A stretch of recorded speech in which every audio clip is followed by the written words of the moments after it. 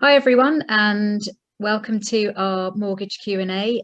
With me, I've got Jason Simmons of EXP and Holly Dawson of Manchester Money, and my name's Nikki Davies of EXP. Just start with some brief introductions, Jason. Yeah, absolutely. So I'm Jason Simmons, estate agent with EXP, based over in Sandbach, covering Cheshire East and North Staffordshire. Holly. And I'm Holly Dawson. I am a mortgage broker for Manchester Money, and I live over in Macclesfield in Cheshire. So I deal predominantly with Cheshire, Derbyshire and South Manchester too. Thank you, Holly. And I live in Marple Bridge in Stockport, and I cover Stockport and the surrounding areas. So we're going to take about 10-15 minutes today just to discuss the sort of typical frequently asked questions that Jason and I get on a daily basis, and we work with Holly, and she's absolutely brilliant with our clients. Wouldn't you agree, Jason? Absolutely, 100%. Yeah. So we just thought we just thought we'd ask a few questions. So first one is, when should you start looking at your finances? At what point during the home moving process? Well, everybody's different, aren't they? So there's no kind of set agenda to this, but I always think it's advisable to start having a look at your finances prior to you actually finding a home or a property. Because let's say, for example, you could decide that you want a house, but then check your finances with a mortgage broker and it not stack up, you not be able to actually have that dream house that you actually really, really want. So it's always top tips to really sit down, chat about your finances prior to getting yours on the market and selling, or if you're first time buyer, prior to actually identifying a property. Yeah. And Jason, when should you put a property on the market? When you found somewhere or before you start looking? To be honest, predominantly it's always before you start looking. Only because if you find somewhere, it's almost counterproductive. You'll find somewhere, you'll rush, you tend to get a lesser price on yours because you're rushing to get sold. You tend to then offer more on the one you want.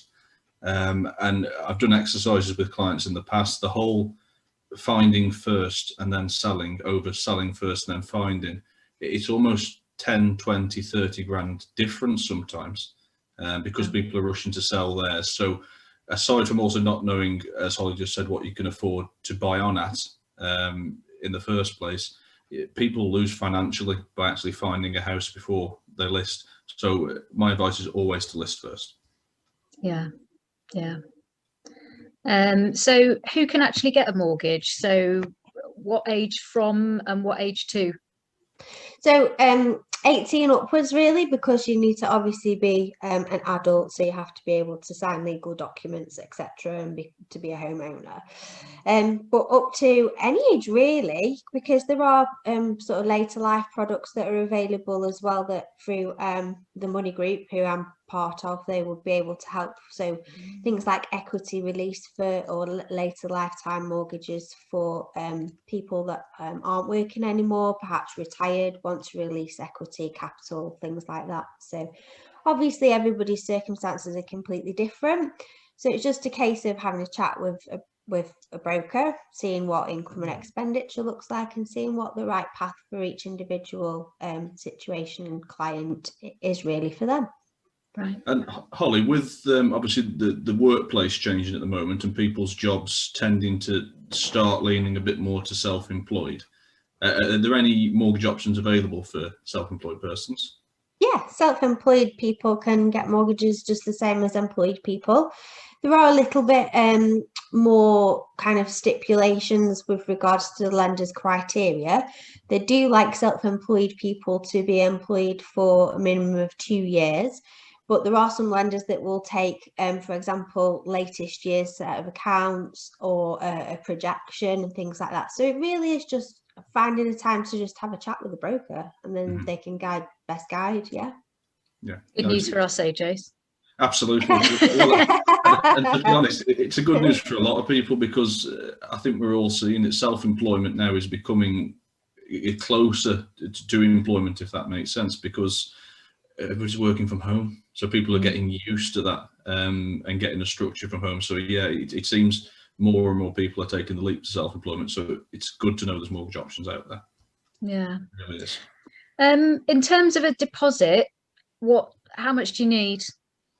Yeah, so at the moment, when COVID hit, lenders dipped out of the market at 5% deposit. So I've not seen a return at that level at the moment. So the minimum is 10% deposit at this moment in time.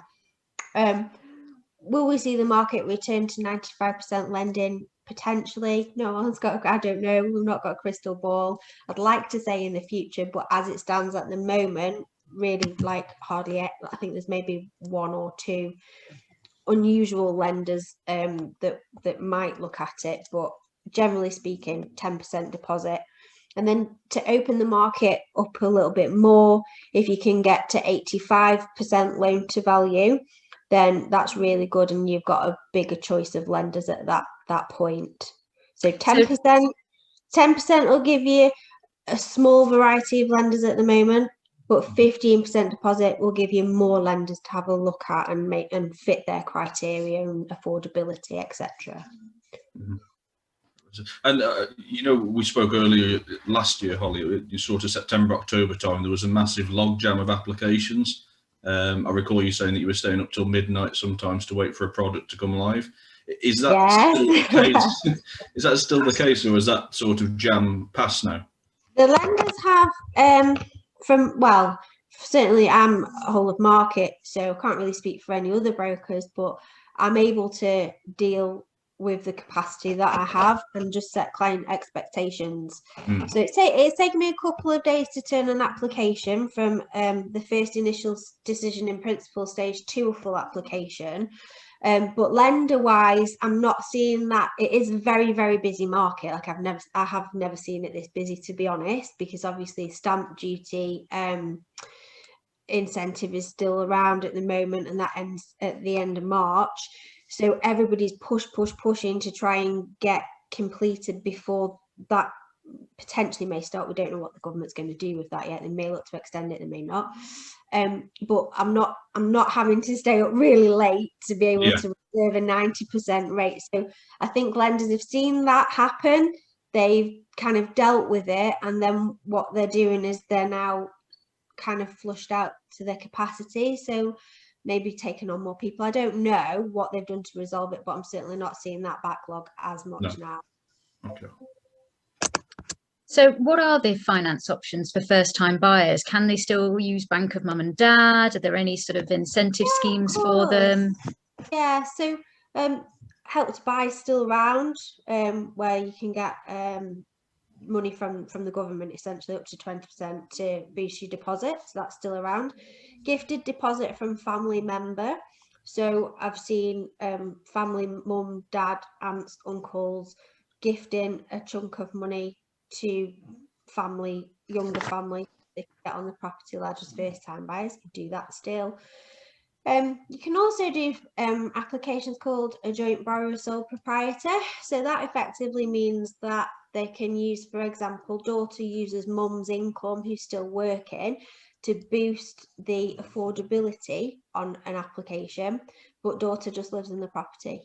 So there's lots of things out there. And again, everybody's circumstances are completely individual. So I just urge everybody just to speak to a broker and have a chat through things, really. This is probably a question that's valid for both of you when I think about it. In terms of, obviously, business always used to be in person. It was either in somebody's lounge, it was in an office. It was always in-person business, and things have had to change. So I suppose, Nikki, from your point for valuations and viewings, and Holly for your mortgage clients, have you seen a sort of return back to a bit more in-person activity, or it's still very much virtual valuation, virtual appointments? For me, people are still quite happy to have me in their homes, provided I follow, adhere to the government guidance. You've just got to be sensible about things and just make sure you're taking precautions. But in terms of virtual, nothing beats actually that human contact. The only thing that has sort of caught on and stuck is these video tours, and they're actually a real blessing, because it does ensure that people who are coming to view a property, if they viewed a video tour, they're serious. And again, that has a double benefit in that, obviously, you're not going to get people time wasting, so to speak, and also the people who are coming are there, they're serious, and obviously that's protecting everyone during these difficult times. Yeah, absolutely. How about yourself, Holly? I actually don't think I've had a client ask me for a face-to-face interview or meeting since like June or something, like since the first lockdown. People kind of seem to be happy with the fact that, we'll do a Zoom, or they've got to post me documents, or I've not seen it where they demand me to go out and meet them or whatever, like lockdown permitting. They're just quite happy to transact online, basically, or over the phone. So that's good, because it widens your market. So you could deal with anyone up and down the country, couldn't you? Oh gosh, yeah. I've got clients in Leeds, I've got in Birmingham, I've got clients all over, not just localized to Cheshire. So it is really good for my business, 100%. But people are really happy to do everything or on Zoom, because it's really convenient as well. So it's not a case of 11 o'clock on a Monday morning, that's when it's arranged, because I'm whole market and I'm self-employed, so I can pretty much do what I want. I can speak to somebody at 8 o'clock at night on Zoom if they're working, they can't do something in the day. It's just a lot better all around for everybody, just a lot easier to transact online, and timing wise it's just dead easy. Yeah, I think normal sort of working hours are slightly going out of the window, aren't they? With the working days now, it's seeming to have become midday to 8. And not so much Monday to Friday anymore. More start on a Saturday, finish on a Wednesday, and Thursday and Friday tend to be the weekend. Yeah, it's certainly changed. Yeah. I think it's nice though, because you can be there when your clients need you, when they're to give you their attention. So it's just a lot better for them, isn't it? Yeah. Yeah, definitely. So there's a couple of sort of specific questions that people have asked me recently. Can you get an apartment? Can you get a mortgage on an apartment with cladding and potentially cladding issues? Is that something that, are they just unsellable at the moment? What's the? It's not obviously unmortgageable. And Jason, are they unsellable? For mortgage wise, it's obviously not something that lenders are massively keen on, because of the implications of what could happen, obviously. But there are like structural reports and forms that can be completed on buildings, whereby if sometimes those structural reports are completed and the lender asks for them to be done, then potentially. But each case is just as it comes. It's got to be assessed, and each lender has slightly different forms and outlooks and views and criteria to be met. So it's not an out and out no, but it's a little bit more niche. It's a little bit more specific. Yeah. Yeah, and I think there was a second part of your question is, are they unsaleable? It comes back to, a lot of the time, if they're mortgageable. If something's mortgageable, it's a wider market. That's not to say that if something is cash only, it will still sell. It's just more price sensitive. As a rule of thumb over the years, I've learned that if something, for example, a 1-bedroom apartment's valued at 200, if it's cash only, it's almost 50%. So a 200 drops to 100, but you'll still get your market. It's just a smaller market to aim at. Yeah. And what's a lender's view on leasehold properties? Same as it's always been, really. There's no change there. So leasehold properties, they just want to make sure that the length of the lease is like a long period of time. So if there's 2 years left on the lease, it's not going to be very attractive for a lender to lend money on. And also just to make sure that it's a, you know, a double amount. So we have to factor in, is it £1 a month? Is it £2 a month? Is it peppercorn rent? What is the amount we have to afford for it in affordability calculations? But other than that, fine. In terms of minimum years on a lease, Holly, is it still sort of, I've always known in my mind to be 40, 50 years as a minimum. Is that still about? The longer the better. Yeah. Minimum, I've always worked to 99, but it varies. Yeah, of course. Just so what is the process of applying for a mortgage? So say someone gives you a call, what do you talk them through, and where do they go from there? Okay, so from the first conversation, I'll be telling them everything about my proposition. So I'm not just here to, is your mortgage affordable? Yeah, great, there's your mortgage, see you later.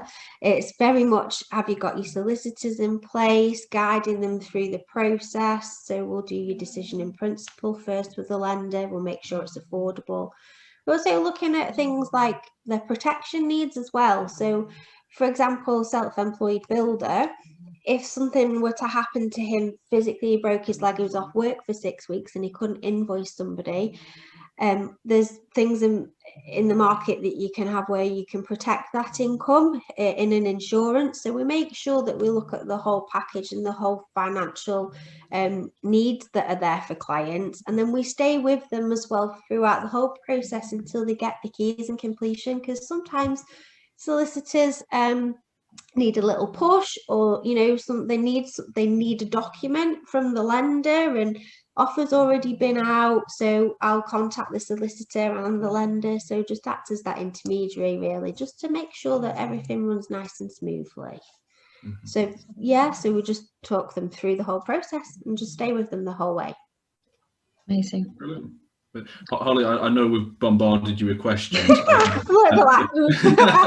And this is it's a really cheeky one, and I promise going forwards I won't hold you to your answer to this. Oh my god. What are you thinking for 2021 in terms of mortgage interest rates? Is Ooh, Jason. Sorry, but I have to ask. Clients are asking. Don't know is the answer. The honest answer is don't know. No one's got a crystal ball, but sure. I don't think that rates can change that drastically on a personal note, because the economy needs to like ride out what's going on. We're in unprecedented times, so I don't think interest rates will skyrocket, and equally I don't think, well, they can't really drop much more because they're really quite low at the moment, aren't they? So I think it'll just be nice and steady, maybe potentially little increments of increases over the next couple of years or so, but no drastic swinging, I don't think. Brilliant. And I won't hold you to that. If they drop to zero, they go down next week, I'm going to look a right one. We'll delete this off the internet, don't worry. No, thank you. Well, that's all from me. Jason, have you got anything more to grill poor Holly on? No, that's brilliant, Holly. Thank you very much. Amazing. Thank you so much for your time today. I'll put a little link to your contact details on this, and indeed yours, Jason, and mine. Thank you so much for that today, guys. Really appreciate it, and hopefully chat again soon. You take care. Yeah, no, thanks for your time. Take care, Thank you. Bye. Bye.